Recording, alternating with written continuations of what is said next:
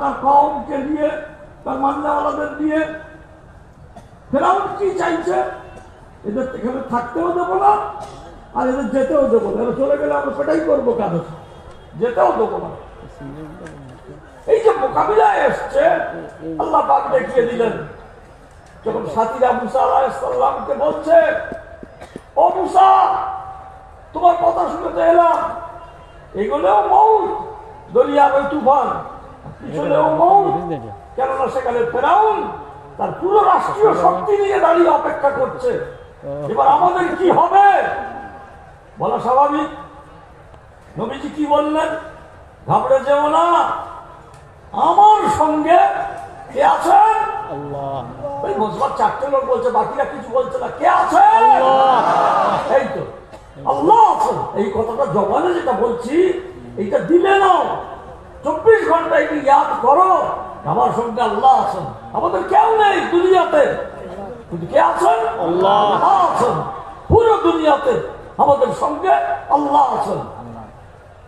আল্লাহ কি দেখালেন, কি বললেন? মুসা, দরিয়াতে লাঠি মারো। কোরআনে ঘটনা বলেছে, আমাদের শোনানোর জন্য নয়, এ কোনো কেচ্ছা কাহিনী নয়, এর থেকে আমাদের শিখবার জন্য। মুসা আলাইহিস সালাম ওই অবস্থায় নিজের আকল খাটাননি, ওই অবস্থায় আল্লাহ পাকের হুকুম, দরিয়ায় লাঠি মারো, হুকুম পুরো করে দিয়েছেন।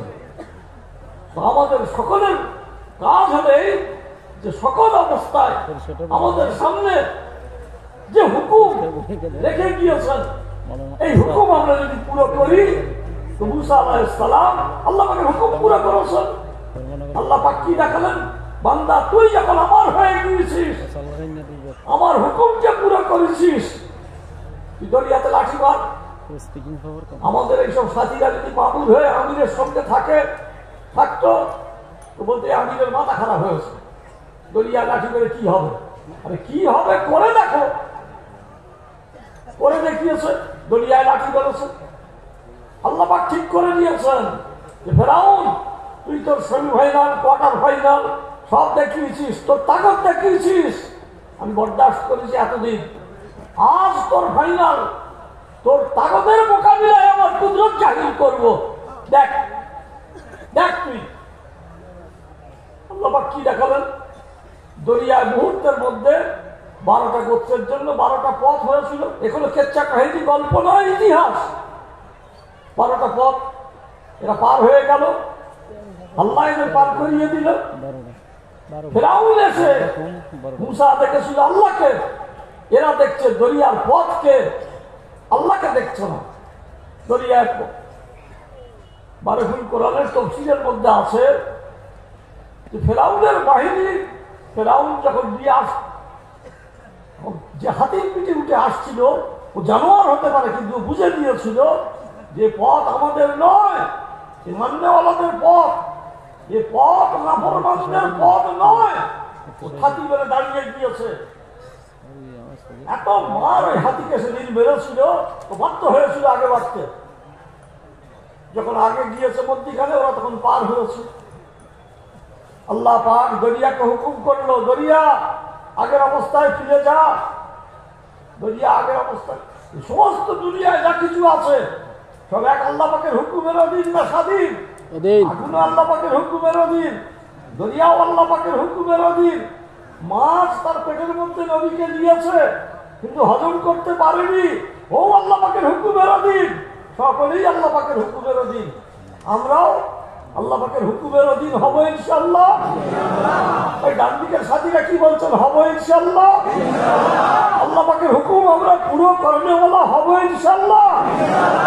আমাদের বিবি, মা, বোন, ঘরের মধ্যে আমাদের বাচ্চারা, বাচ্চিরা, এরাও আল্লাহ পাকের হুকুম মাননেওয়ালা হয়ে যাক। তার জন্য ঘরের তালিরে এদের সকলকে নিয়ে বসবো, এদের জেহেল বানাবো।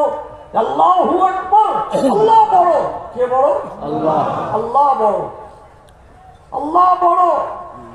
আমরা যাদের বড় দেখছি, হাকিকিরা কেউ বড় নয়, বড় একমাত্র আল্লাহ। এই আল্লাহকে বড় বলে তারা যখন মেনে নেবে, দিলের মধ্যে বসাবে, তো তারাও বড়র সামনে মাথা ঝুঁকিয়ে দেবে। আর আল্লাহ পাক ওইটা দেখতে চাইছে যে আমাকে বড় জেনে, বড় মেনে আমার সামনে তোমরা মাথাকে নিচু করো, সারেন্ডার করো, সারেন্ডার করো, সারেন্ডার করো। মুসলিম শব্দের অর্থ কি? ইংরেজি যে ডিকশনারি ওয়েবস্টার সাহেব 7টা ভাষায় লিখেছেন, আমেরিকার সাহেব, এই ডিকশনারি দেখছি যে মুসলিম শব্দের অর্থ এই সাহেব লিখেছে কমপ্লিট সারেন্ডার, সম্পূর্ণ, 4 আনা 8 আনা 6 আনা 12 আনা নয়, সম্পূর্ণ 16 আনা, কমপ্লিট সারেন্ডার, সম্পূর্ণ আত্মসমর্পণকারী, complete surrender to will of আল্লাহ, আল্লাহ পাকের হুকুমের সামনে কমপ্লিট সমর্পণ করেছে, আত্মসমর্পণ। নামাজে এইটাই আমরা দেখাচ্ছি যে আল্লাহ পাক, আমরা দুনিয়াতে যতই বড় হই না কেন, তুমি দেখেছ তোমার ডাকে সাড়া দিয়েছি, সব ফেলে, সকলকে ফেলে, সব কিছু ফেলে তোমার সামনে হাজির হয়েছি। হাজির হয়ে শুধু দাঁড়িয়ে থাকিনি অপরাধীর মতো হাত বেঁধে, ফের রুকু করছি তোমার সামনে, যে মাথা দুনিয়াতে উঁচু করে চলতে চাইছি, কারোর সামনে মাথা নিচু করি না, তুমি বড়, তোমার সামনে মাথা সেজদায় রেখেছি। ফের যখন মাটিতে গিয়ে কপালে নাকে মাটি ঠেকিয়ে তসবিহ পড়ছে, আল্লাহ আল্লাহ, আল্লাহ পাক দেখছেন আমার বান্দা যখন আমার সামনে মাথা নিচু করেছে, এ নামাজি দুনিয়াতে কারোর কাছে মাথা নত হতে দেব না, আমি এর সঙ্গে আছি। তো ভাই, এই নামাজ এর দাও, এর নিজেরা পড়বো 5 ওয়াক্ত, শুধু জুম্মা নয়। আমি এই কদিন আগে ফিজি থেকে ফিরলাম, 4 মাস লাগিয়ে। ফিজির মসজিদে রাখি ইমাম সাহেব নেওয়াতেন, তিনি বলছেন যে ভাই পুরো ফিজিতে 444 সিফাত এসে গেছে। আর কিরকম 4 সিফাত? বলছে ওরা কেবল রবিবার চার্চে যায়, আর সারা সপ্তাহ ওরা চার্চে যায় না, বিবি বাচ্চা সব নিয়ে রবিবার সকালে কয়েক ঘন্টার জন্য চার্চে যায়। তেমনি আমাদের মুসলমান ঘরের ভাই এরা সব বাচ্চা কেবল শুক্রবারটা আসে, বাকি সপ্তাহে এরা আসে না। 444 সিফাত। নামাজ কেবল শুক্রবার ফরজ না 5 ওয়াক্ত ফরজ?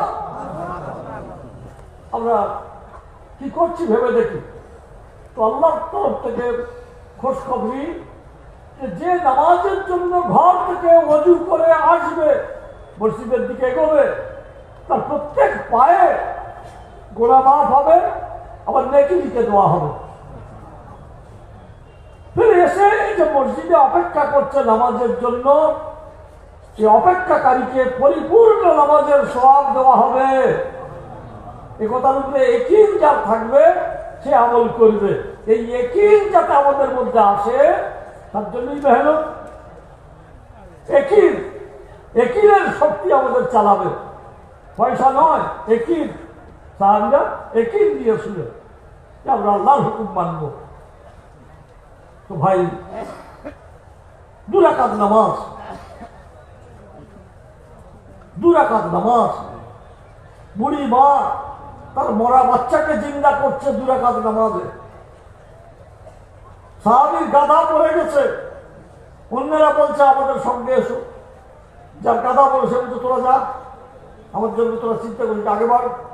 আগে বাড়ার পরে 2 রাকাত নামাজ পড়েছে, আল্লাহকে বলেছে আল্লাহ তুমি কাল মুর্দাকে দোবারা জিন্দা করবে, সেই আল্লাহ তুমি আজ এই গাধাকে চাইলেও জিন্দা করে দিতে পারো। আমি তো তোমারই কাম নিয়ে বেরিয়েছি, আর চাইতে হলে তোমার কাছেই চাইবো, অন্যের কাছে চাইবো কেন? তোমার কাছেই চাইবো। আল্লাহ পাক গাধাকে জিন্দা করে দিয়েছে। ওই দিয়ে যখন গাধার পিঠে উঠে গিয়েছে, তখন সাথীরা তাজ্জব বলে, এতে তাজ্জব হওয়ার কি আছে? কাল আল্লাহ দোবারা জিন্দা করতে পারবে না?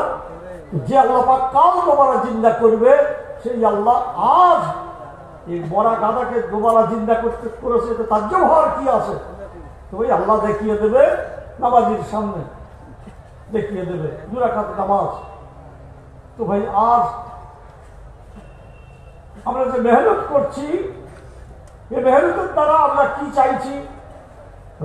এ ভাই, এই পা লম্বা করে দিয়ে চোখ বন্ধ করে কোথায় কোন আসমানে আছিস?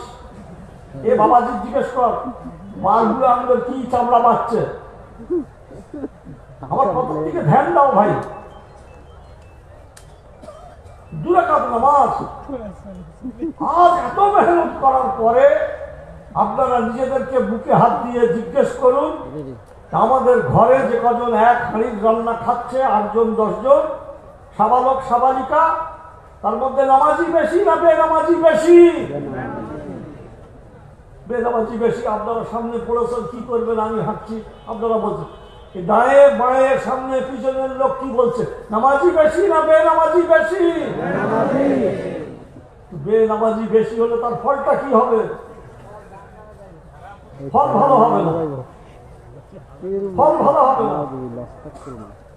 এই নামাজের দাওয়াত, ইমানের দাওয়াত, ইলমের দাওয়াত ইনফিরাদি ভাবে দাও।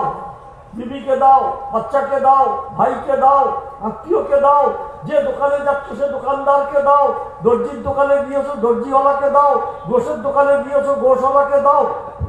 24 ঘন্টার মধ্যে কমসে কম 25 জনকে ইনফিরাদি ভাবে এই দাওয়াত দাও। যে মরে গেলেও তো জিন্দগি শেষ হয়ে গেল না, আসল জীবন শুরু হবে। কবরে রেখে যখন চলে আসবে, ওর 30 পা 32 পা আসার আগেই খেল শুরু হয়ে যাবে। 3টে প্রশ্ন, সে ইংরেজি লাইনে পড়ুক আর আরবি লাইনে পড়ুক আর যে যে লাইনে থাকুক, 3টে প্রশ্ন সকলের কাছে। তোমার রব কে? রব কে ভাই? আল্লাহ। আপনারা দাওয়াতের নিসবতে এটা যত জোরে বলতে পারছেন, পাশের লোকেরা মিলাদ শুনবে, জলসা শুনবে বলে এসেছিল, তারা বলছে কি বলছে, কবরে আমার প্রশ্ন হবে? স্কুল না। প্রথম প্রশ্ন, তোমার রব কে? তোমার মায়ের পেট থেকে দুধ খাইয়েছে, বড় করেছে, মায়ের পেট থেকে আসার ব্যবস্থা করেছে, এবং আসার পরে বাচ্চার যেটা সবচেয়ে বেশি জরুরত, তার মা বাবার চিন্তা করতে হয়নি। আল্লাহ পাক তার আপন কুদরতে গরিব এবং ধনী সমস্ত মায়ের বুকে দুধের কারখানা চালু করে দিয়েছেন। আল্লাহ বড় না, আমাদের বাকি সব বড়। কে বড়? এই আল্লাহর সামনে আমরা রুকু সেজদা করব, নামাজ দিনে 5 বার পড়ব, বাকি নফল নামাজও পড়ব, ইশরাক, চাষ, আওয়াবিদ, তাহাজ্জুদ এই নামাজও পড়ব ইনশাআল্লাহ। এই দাওয়াত দেবো। তো এই যে দাওয়াত দেবে, আল্লাহ পাক তাকে এর বদলায় আমল করার তৌফিক দেবে। দাওয়াতের মধ্যে তাকত আছে। তো আমরা কি চাইছি? আমরা কারোর রাষ্ট্রীয় শক্তি কেড়ে নিতে চাইছি না, আমরা কারোর গদি চাইছি না, নবীও চাননি। আমরা নবীর উম্মত, আমরা কারোর গদি চাইছি না। দ্বিতীয় জিনিস, আমরা অপরের জায়গা, জমি, দোকান, ঘর, বাড়ি নিজের দখলে নিতে চাইছি না। ওর দিকে আমাদের কোন নজর নেই, যা আছে ওদের আছে। আমাদের কাজ হলো ওদের নিরাপত্তা দেওয়া। যারা আমাদের পাশে আছে তারা যেন একথা ভাবতে পারে যে মুসলমান এরা ভালো মানুষ, এরা আমাদের উপরে কোনো অন্যায় করে জুলুম করে আমাদের উচ্ছেদ করে দেবে না। আমরা এ চাইও না। আমরা এও চাই না যে অপরের মা বোন বেইজ্জত হোক আমাদের হাতে, এও চাই না। আল্লাহ পাক মানা করেছে। আমরা কি চাইছি? নবীজি সাহাবাদের নিয়ে যে দাঁত ভাঙা পেটে পাথর বেঁধে মেহনত করেছিলেন, যে মেহনতের দ্বারা সেদিন এই অবস্থা এসেছিল, মুসলমানের চেয়ে নামাজি বেশি। ধাঁধার মতন কথা। মুসলমান তো নামাজ পড়বে, মুসলমানের চেয়ে নামাজি বেশি। এটা কি করে সম্ভব? সম্ভব এই সেই জামানায় মুনাফিকরা নামাজ ছাড়তে পারত না, এই জন্য মুসলমানের চেয়ে নামাজি বেশি ছিল। আজ আমরা মেহনত করছি সবাই মিলে যে নামাজি বেশি হোক। একটা লোক যেন আমাদের বাড়িতে একই হাঁড়ির ভাত যারা আমরা খাচ্ছি, সাবালক এবং সাবালিকা একজন যেন বেনামাজি না থাকে। করবে ইনশাআল্লাহ। আমাদের কাজ দাওয়াত দেওয়া। যাকে দাওয়াত দিচ্ছি তার মহব্বত দিলে নাও। কাল বড় ক্ষতির মধ্যে পড়বে যদি নামাজ না পড়ে, আল্লাহকে নামাজি বানিয়ে দাও। রাত্রে তার নাম ধরে দোয়া করো, আল্লাহ ওকে যে কাল সকালে দাওয়াত দেবো, তুমি হেদায়েতের মালিক, তুমি ওকে কবুল করে নাও। নিয়ত বদলাও, দোয়া মানো, নামাজ পড়ে 2 রাকাত কোরআন পড়ে দোয়া করো, আর সকালবেলা উঠে দাওয়াত দাও, দেখবো পাল্টি খেয়ে গেছে। ঘুমান, ভালো ঘুমান রাখো। নবীজি ঘুমান রেখেছিলেন, এই জন্য আল্লাহ পাকের কাছে চেয়েছিলেন ওই ঘুমানের উপরে দাঁড়িয়ে, আল্লাহ 2 ওমরকে বা 2 জনের একজনকে তুমি তোমার দিনের জন্য কবুল করে নাও, আমার সাথী বানিয়ে দাও। পরের দিন সকালে ওমর নিজে এসছে, বোনের বাড়ি হয়ে এসছে, এসে কি বলছে, আমি কলমা পড়ে দেব। তো ভাই পুণ্যের জন্য তারা ঘুমান রেখেছেন, দাওয়াত দিয়েছেন, দোয়া করেছেন। আজ আমরাও আমাদের বাচ্চাদের জন্য, আমাদের ভাইদের জন্য, নিজের এবং আমাদের প্রতিবেশী যারা আছে পাড়ায়, এদের সকলের জন্য আমরা প্রথমত তাদের বেনামাজির দিনের বাইরে থাকার ফলে কাল যে কষ্ট, কবরে গেলে আখিরাতের অনন্তকালের যে কষ্টের জায়গা জাহান্নাম, সেইটার থেকে যাতে বেঁচে যায়, এই মহব্বত দিলে নিয়ে দাওয়াত দেবো, রাত্রে দোয়া মানবো। তো দাওয়াত আর দোয়া যখন দুটো একসঙ্গে মিলবে, হেদায়েতের ফয়সালা হয়ে যাবে।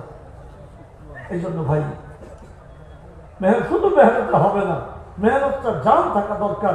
এই মেহনত একটা দায় সারা মেহনত নয়, এটা একটা সত্যিকারের মেহনত। এই মেহনতের দ্বারাই মুসলমান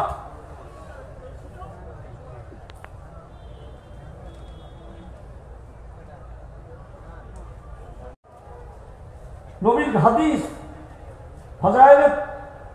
ফাজায়েলে তাবলীগের শুরুতেই হযরত শেখ রহমতুল্লাহ আলাইহি শুনিয়ে দিয়েছেন, যার মোটামুটি কথা এই, আমার উম্মত যখন সৎ কাজে আদেশ, অসৎ কাজে নিষেধ, এই দাওয়াত ছেড়ে দেবে,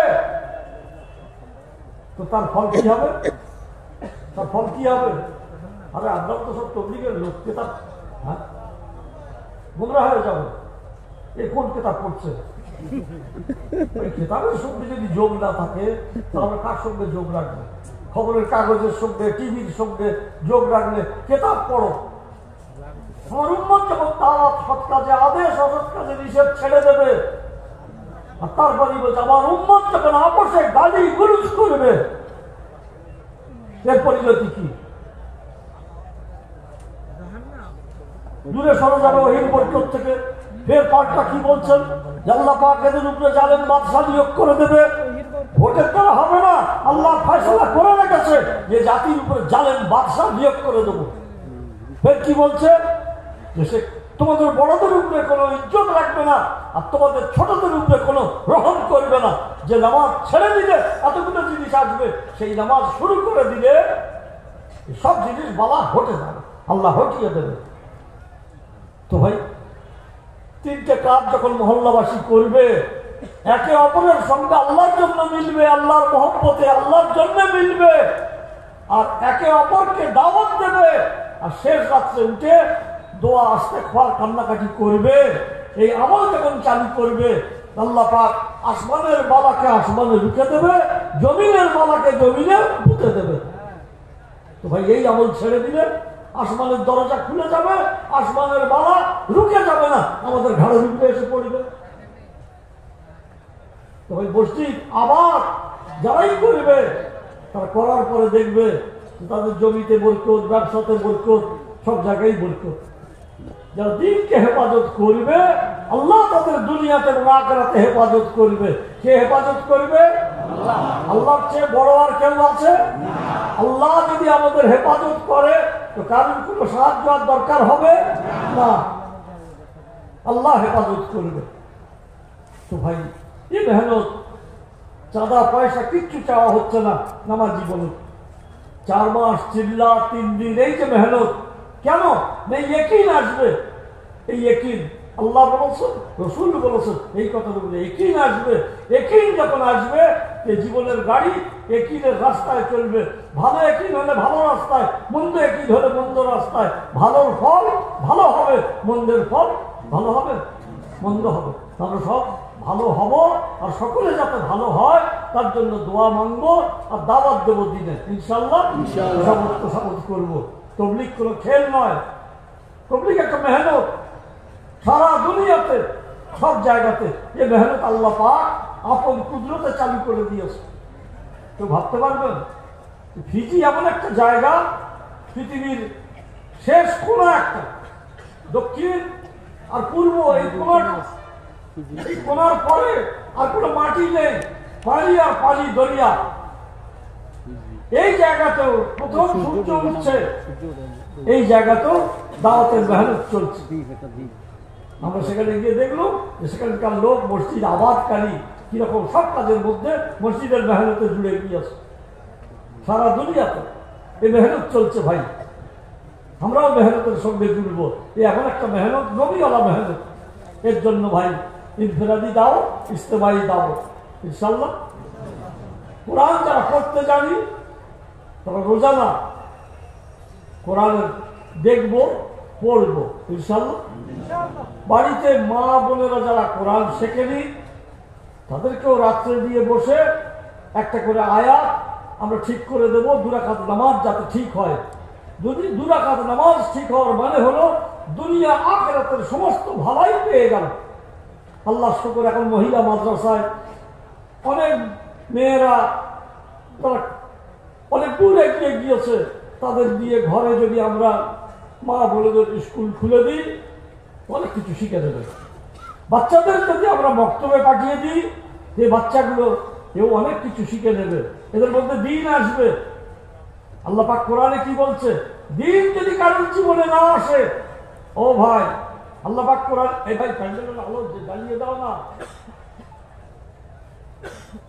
প্যান্ডেলের আলো জ্বালিয়ে দাও, সব জায়গায় আলোকিত হোক, পয়সা বাঁচিও না। তো ভাই দিন যদি একটা মানুষের জীবনে না থাকে, কোরআন বলছে ও মানুষ, ইনসান চতুষ্পদ জানোয়ার তো দূরে থাক, তার চেয়েও খারাপ হবে। কোরআন সত্য না মিথ্যে? আজ দিন না থাকার ফলে মানুষ চতুষ্পদ জানোয়ারের চেয়েও খারাপ হয়েছে। যে কাজ কুকুরেও করে না সেই কাজ মানুষ মানুষের নাম নিয়ে করছে, আর খবরের কাগজে তাই ছাপা হচ্ছে, আর আমরা তো পয়সা দিয়ে কিনে পড়ছি। দিন না থাকার ফল এটা। দিন যদি থাকে যে মানুষ ইনসান হবে, দুনিয়াতে আখিরাতে দামি হবে। এই দিন আমাদের বাচ্চাদের জীবনেও আসুক। এর জন্য এদের বক্তব্য দাও, সকালবেলা কেজি স্কুলে যাক আর ইংরেজি স্কুলে, প্রাইমারি স্কুলে, যেখানেই যাক, কিছুটা সময় তারা প্রতিদিন বক্তব্য দিক। বক্তব্যের মধ্যে ওস্তাদরা ডাক পড়িয়ে অনেক কিছু শেখায়, নামাজ শেখায়, ওযু শেখায়, গোসল শেখায়, পাক নাপাক শেখায়। আমরা বাড়িতে সময় নেই, জানাও নেই, আর আমাদের বাচ্চারা কার কাছে শিখবে? আমাদের বাচ্চাদের বক্তব্য দেবো ইনশাল্লাহ। বাচ্চারা যেদিন প্রথম কোরআন হাতে দিয়ে, কায়দা হাতে দিয়ে বিসমিল্লাহির রহমানির রহিম পড়বে, আল্লাহ পাক ফেরেশতাকে বলে, ও ফেরেশতা, যার বেটা কোরআন পড়বে বলে আমার নাম দিয়ে শুরু করছে, তার বাপ কবরে জাহান্নামে থাকবে, এটা আমি বরদাস্ত করবো না। এর এই পড়ার কারণে এর বাপকে জাহান্নাম থেকে তুলে জান্নাতের মধ্যে দিয়ে দাও। কাল হুজ্জুত বেঁধে যাবে, বাপের আমলনামার সঙ্গে বেটারা দিন না পাওয়ার কারণে যত গুনাহ করছে সমস্ত গুনার ফর্দ করে বাপের আমলনামায় জুড়ে দেবে। কেন? তুমি তোমার বেটার দোকান দিয়েছো, জমিন দিয়েছো, পুকুর দিয়েছো, বিল্ডিং দিয়েছো, গাড়ি দিয়েছো, বাড়ি দিয়েছো, দিন দাওনি কেন? দিন দাওনি কেন? জুড়ে দাওনি কেন দিনের মেহনতে? তো ভাই কাল বাপকে খেসারত দিতে হবে। আরো বাচ্চা যদি এসে মসজিদে নামাজ পড়ে, এর তো এখন নামাজ সাবালক হয়নি, এর নামাজ এর অ্যাকাউন্ট মা বাপের অ্যাকাউন্টে গিয়ে যোগ হবে। তো ভাই বাড়ির বাচ্চাদের আমরা মসজিদে দেবো, মক্তবে দেবো ইনশাল্লাহ। আমাদের মেয়েদের, বাড়ির মা বোনেদের, জনজীবতী মেয়েদের হপ্তাবাড়ি তালিমে জুড়ে দেবো ইনশাল্লাহ। এখানে গেলে এদের চোখ খুলে যাবে। 3 দিন আমরা যখন নিয়ে বেরোবো, 2 দিন পুরুষদের সঙ্গে, আর তৃতীয় দিন, তৃতীয় মাসে এদেরকে নিয়ে যখন 3 দিন, 3 বার দেওয়ার পরে 10 দিন, 10 দিন দেওয়ার পরে 2 বার দেওয়ার পরে চিল্লা দেওয়ার পরে আবার চিল্লা বেরোন চলে যাও, ধাপে ধাপে আগে বড়। তখন তো পানসাগরের মেয়েরা বলছে পশ্চিম দক্ষিণ দিনাজপুরে যে বাবা আমরা কোনোদিন বাড়ির থেকে বেরিয়ে বাজারে যাইনি, তবলিগ আমাদেরকে নিয়ে বাড়ির থেকে কলকাতায় সেখানে গিয়ে এয়ারপোর্টে গিয়ে এয়ারে উঠে আমরা কোথায় না কোথায় চলে যাচ্ছি। দিন যদি না আসতো, দিনের মেহনত যদি না আসতো, আমরা এই গোবর নিয়ে যে হাঁটছিল এই করতে করতে মরে যেত। তো ভাই আমাদের মেয়েরাও আলোকিত হোক, আমাদের পুরুষরাও আলোকিত হোক, এই মেহনতে আমরা চলবো ইনশাল্লাহ। এই মেহনত কিভাবে করব এর উপরে এই 3 দিন এখানে কথা হবে যে ভাই এই কাজগুলো এইভাবে করো। আমরা যদি শুনি আর মানি ঘরে গিয়ে করতে পারবো, আর যদি না শুনি যেমন আসছি তেমন ফিরে যাই, সবচেয়ে বড় লোকসান আমাদের হবে। লাইট, বাঁশ, এই প্যান্ডেল, এই সব খরচা বেকার হবে। আর যদি না করি শয়তান লাভবান হবে। ওই 3 দিন আমরা যেমন বসে শুনছি শুনবো ইনশাল্লাহ। পিছনের লোকেরা কি বলছে শুনবো ইনশাল্লাহ। আচ্ছা ঠিক আছে। এখন ভাই তবলিগে শুধু কথা হয় না, জলসা বিলাস নয় যে কথা হলো শুনলো লোককে চলে গেল। তবলিগে যখন যে আমলের কথা বলা হয় সেই আমল করা হয়। নামাজের কথা বলা হচ্ছে, নামাজ পড়া হচ্ছে। জিকিরের কথা বলা হচ্ছে তো জিকিরও করছে। তাহাজ্জুদের কথা বলা হচ্ছে তো তাহাজ্জুদ করে খাচ্ছে। মাগরিবের নামাজের পরে 6 রাকাত আওয়াবিলের নামাজ হর বড় মজমায় সবাই পড়ছে। 12 বছরের নফল ইবাদতের সওয়াব। তো অল্প সময় লাভ বেশি। আবার আল্লাহর রাস্তায় যে করছি এর সওয়াব আরো কত গুণ বাড়বে, 7 লাখ। তো ভাই বাড়িতে প্রতিদিন তালিম চালু হলে লাভ কি? আমাদের বাচ্চা বাচ্চিরা এরাও তালিমে বসবে, এদের চোখ খুলে যাবে। তো ভাই কোরআনের এই যে মধ্যে শুরুতেই সূরা ফাতিহার শুরুতেই আলহামদুলিল্লাহ এসছে কিনা? এটা যদি কোরআন খুলে পড়ি তো তেলাওয়াত হবে, এটা যদি তাসবিহ দিয়ে পড়ি তো জিকির হবে, এটা যদি নামাজের মধ্যে পড়ি ইবাদত হবে। একই জিনিস আমাদের 3টে। আর এটি যদি দাওয়াত দিই এটা দাওয়াত হবে। আমরা 4টে কাজ করব, নিজেরা পড়বো আর অপরেও যাতে পড়ে তার জন্য মেহনত করব, দোয়া করব, দাওয়াত দেব, আর বাচ্চাদেরকেও খাড়া করব। তো ভাই জিকির সুবহানাল্লাহ আলহামদুলিল্লাহ। আহা কাল বড় কঠোর দিন। সেই দিনে লোক পেরেশান, যারা সুখে এবং দুঃখে সকল অবস্থায় আল্লাহর প্রশংসা করেছে তারা কোথায়? একদল উঠে আসবে, তাদেরকে ঝান্ডার নিচে নিয়ে ফেরেশতা বলবে চলো, এই যে সকল অবস্থায় তোমরা আল্লাহর প্রশংসা করেছো, চলো তোমাদের জন্য আগাম জান্নাতের মধ্যে দিয়ে যাই। সকল অবস্থায় আমরা জবানে আল্লাহর প্রশংসা করবো ইনশাআল্লাহ। মসজিদের সঙ্গে আমরা সম্পর্ক জুড়বো। দিনে 5 বার যদি মসজিদে যাই, মসজিদের পেটের মধ্যে ঢুকি আর বেরিয়ে আসি, এর লাভ কি?